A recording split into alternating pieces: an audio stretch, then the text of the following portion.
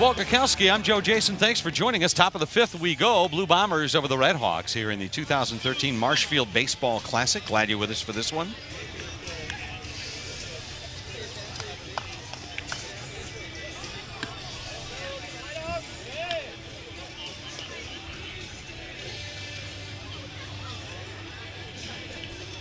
Dom DeTorres came out again, Joe, worked his second inning of work. This time thrown to a new catcher in Brandon Stein from Montague. As we continue to see changes from both teams.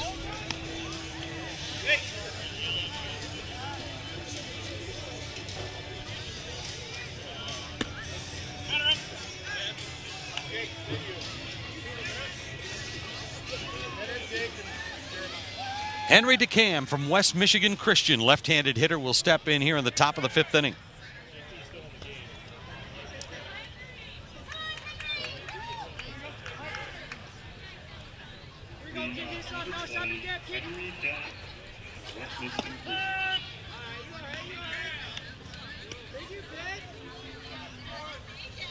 Again, pitchers continue to get ahead.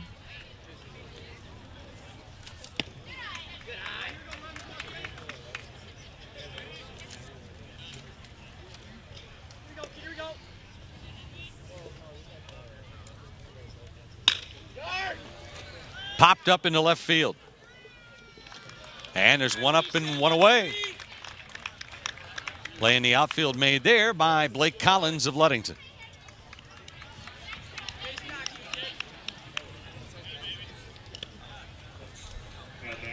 Number 13, Jake Jack, Orchard Field.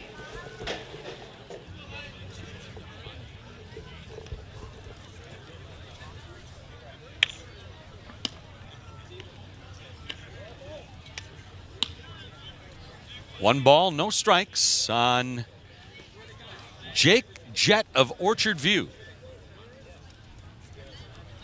Showed bunt in the last pitch. Let's see if Jake offers again.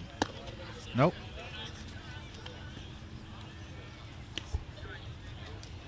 Jett, the left-handed hitter.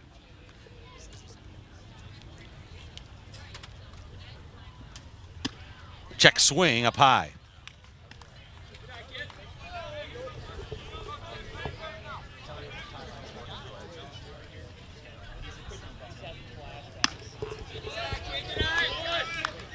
And a ball for a walk, so headed down to first base.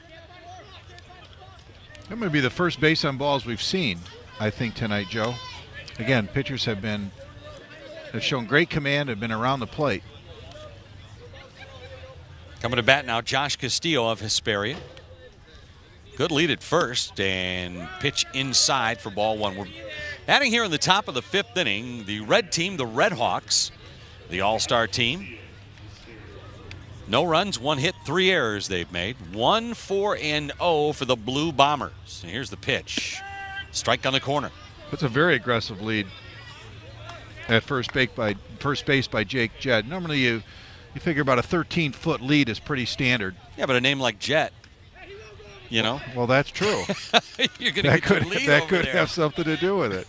Let's see if he runs here. See if the Red Hawks can get something going there. They're down a run. Maybe they can generate some offense, and there he goes. Here's the pitch, swung at and missed. The throw down to second, and safe.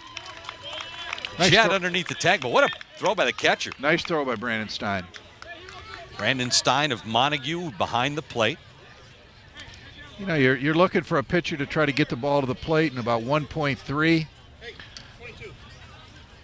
And a good mid-time for your catchers, about 2.0 to 2.2. I think that gives that base runner about 3.5 seconds to go from a 13-foot lead to second base. Dom DeTorres came into the game with 2 outs in the fourth inning, retired the only man he faced. Walked a batter, has a runner at second, and a fastball low. And a good stop by Stein.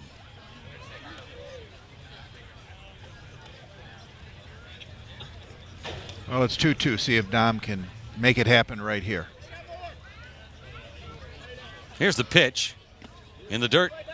Another good stop by Stein. The count goes to 3-2. 1 out.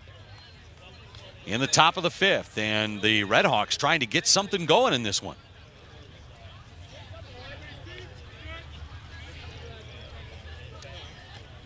Here's the full count pitch, and he steps off the mound and heads back towards second base, and now steps back up on the slab. Jet still getting a good lead over there at second. A big lead. Here's the pitch.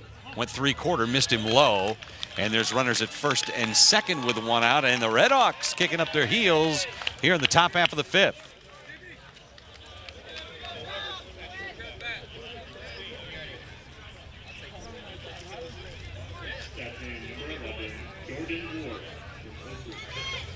Jordan War. There goes Jake Jett. Throw down to third, and he's under the tag, safe.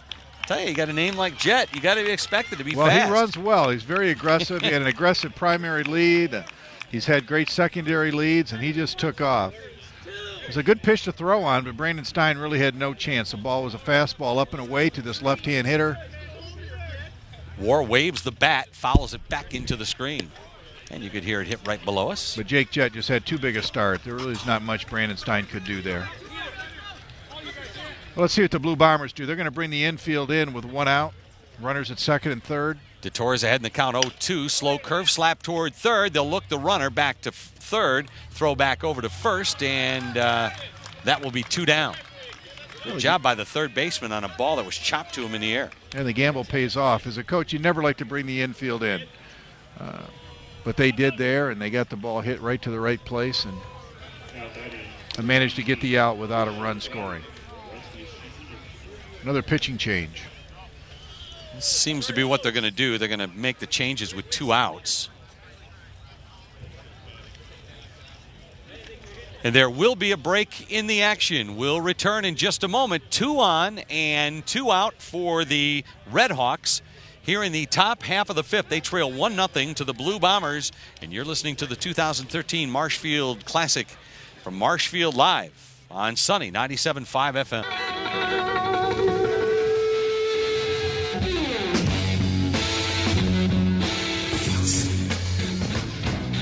Welcome back to Marsh Field. We're here in the top half of the 5th inning. 2 on, and a pitching change is made. Runners at second and third. Jet stole a couple of bases on this one. Stole second and third. He's down at third base. Castillo down at second. And coming up to bat for the Redhawks is Christian Brower of West Michigan Christian. And Christian takes a strike.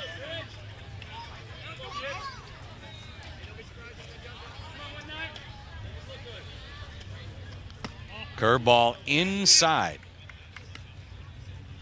Well, Blake Collins got an open base here, so he doesn't have to give in. Blake Collins of Ludington is your new pitcher, and he delivers. Curveball slapped towards second. Gonna have to hurry. They'll throw it over to first. Covering the bag over there nicely was Chase Casebolt of Montague, and that retires the side. Well, a bit of a threat here. 2 on, runners at second and third, and they leave them stranded. We head to the bottom of the 5th inning, 1-0, Blue Bombers over the Redhawks. You're listening to the Marsh Field Classic, the 2013 All-Star Baseball game from Muskegon, and you're listening to Sunny 97.5 FM.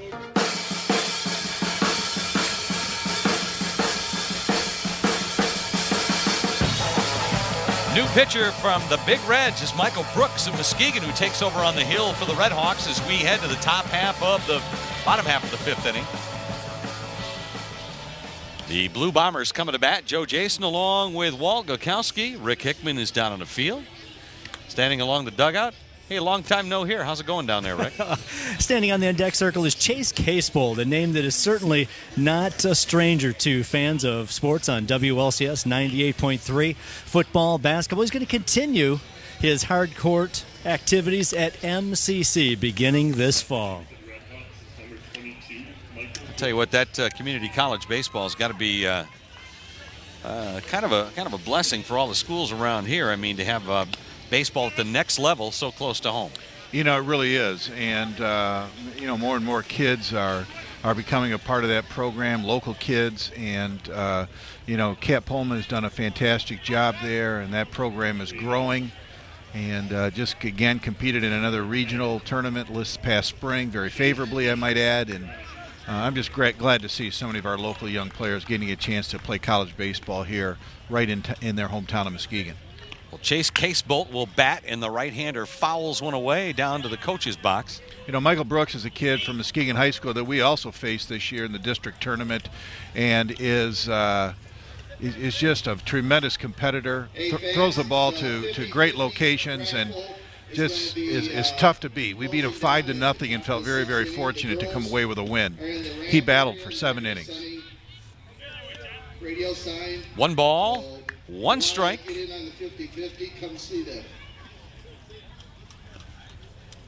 Michael Brooks looks in for the sign from his catcher, Jeremiah Sargent from Holton.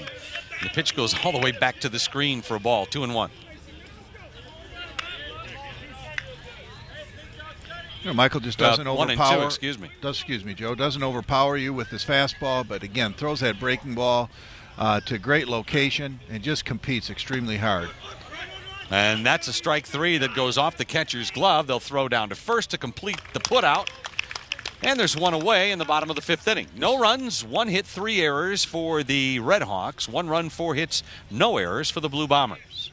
That was just another well-located fastball by Michael Brooks. And it'll bring to bat Ray Copley from Whitehall. Number 19, Ray Copley from Whitehall.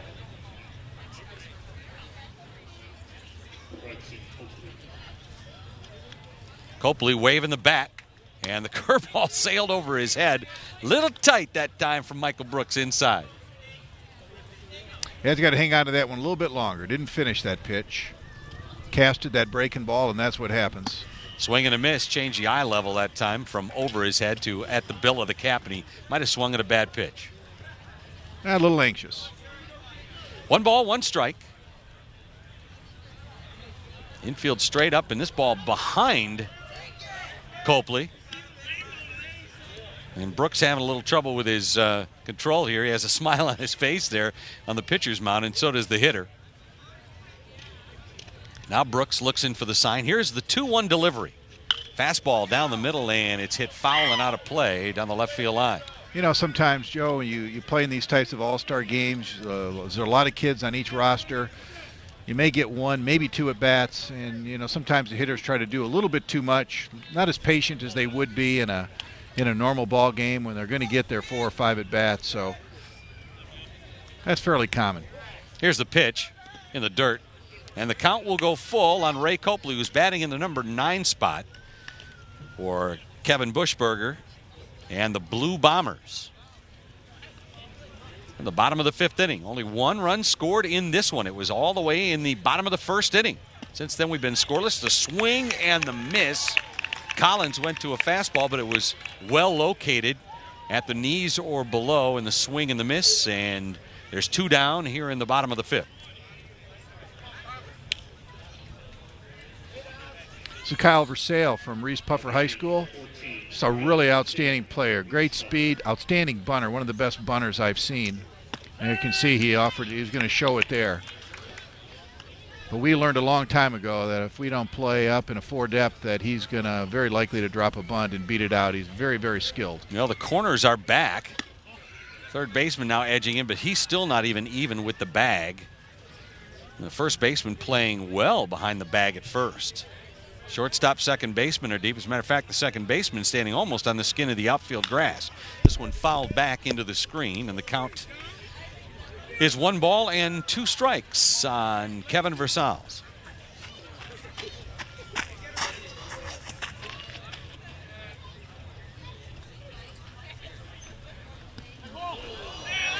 And that hit him. And that breaking ball got away. Like a kidney punch there. He'll hold it momentarily, rub some dirt on it, head down to first. Kyle Versailles runs very, very well. Let's see if he's on go with 2 out.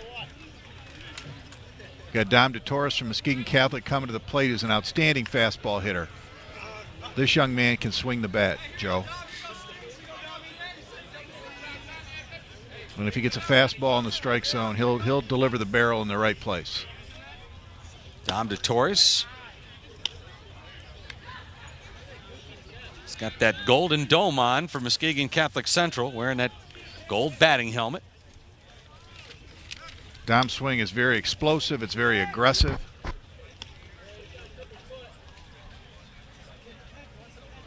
I think one of the better hitters in our area. 1 ball and no strikes, 2 out, runner at first. Pitch around the bill of the cap for a ball. Michael Brooks has had a little bit of control trouble here in this inning. Hit a batter. Went to 3-2 on Ray Copley before getting him to strike out.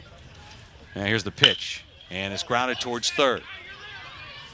Good play across the diamond, and there's 4 up and 3 away, I should say, after the hit by pitch. And we head to the top half of the 6th inning, and the Blue Bombers continue to hold on to a 1-0 lead over the Red Hawks in the 2013 Marsh Field Baseball Classic. More to come in just a moment right here on 97.5 Sunny FM.